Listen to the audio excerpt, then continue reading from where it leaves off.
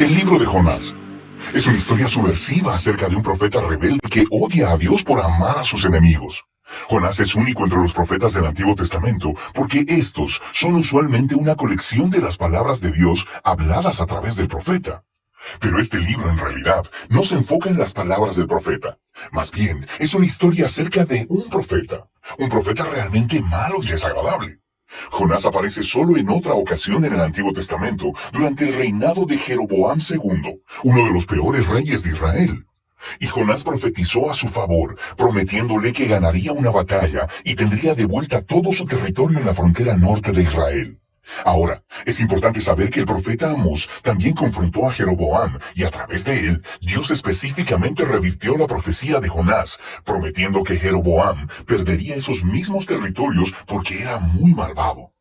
Así que antes de siquiera iniciar la historia, sospechamos del carácter de Jonás. El libro de Jonás tiene un diseño hermoso, con toda su simetría y emparejamiento literario. Así que tienes los capítulos 1 y 3 contando la historia del encuentro de Jonás con personas que no son israelitas. Primero con unos marineros y luego con los odiados enemigos de Jonás, los ninivitas. Y cada parte ofrece un contraste cómico entre el egoísmo de Jonás y la humildad y arrepentimiento de los paganos. Los capítulos 2 y 4 contienen las oraciones de Jonás. Una es una oración de arrepentimiento o algo así, y la otra es una oración en la que Jonás reprocha a Dios por ser demasiado bueno.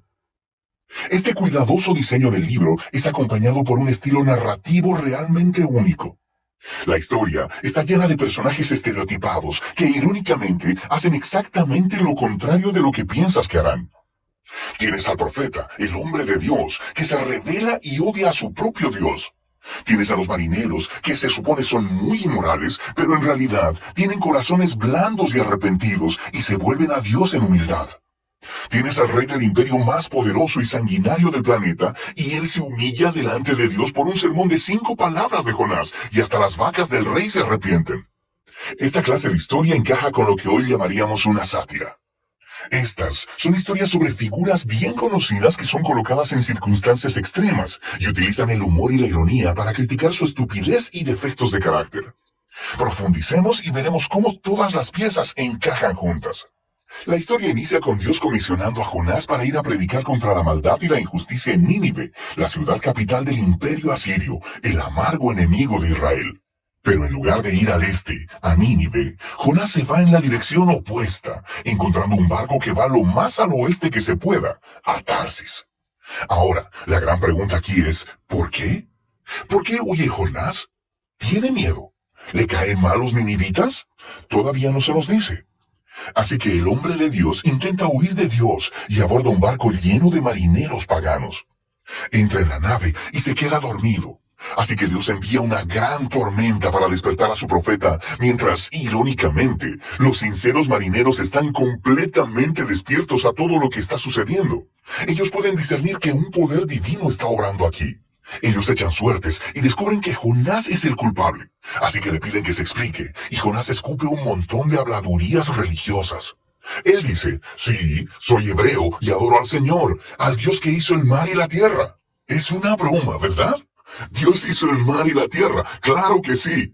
¿Y Jonás es tan tonto como para huir de este Dios subiéndose a un barco? Y cuando los marineros le preguntaron a Jonás qué es lo que deberían hacer, él les dice, mátenme lanzándome por la borda. Lo que parece muy noble al principio, hasta que te das cuenta que esto podría ser lo más egoísta que ha hecho hasta ahora. Quiero decir, ¿qué mejor forma de evitar ir a Nínive? Así que pone su sangre en las manos de estos marineros inocentes al tratar de obligarlos a matarlo. Y ellos se resisten, por supuesto, y se arrepienten delante de Dios incluso mientras lo arrojan. La tormenta se apacigua, y ellos terminan temiendo al Dios de Israel. Y a diferencia de Jonás, ellos realmente adoran a Dios. Pero Dios frustra los planes de Jonás para escapar de Nínive. Mientras Jonás se hunde, Dios provee una extraña tumba acuática para él, el estómago de un gran pez. Ahora, por supuesto, en circunstancias normales esto sería la muerte segura, pero en esta historia todo está de cabeza.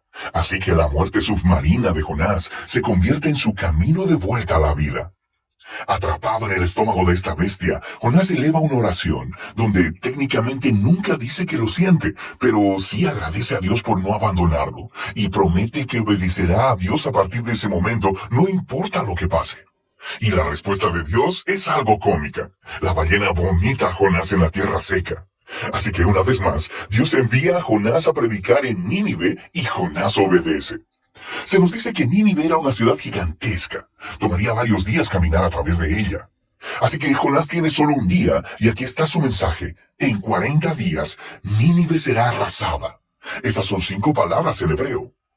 Este sermón es muy corto y también algo extraño. Quiero decir, mira lo que le falta.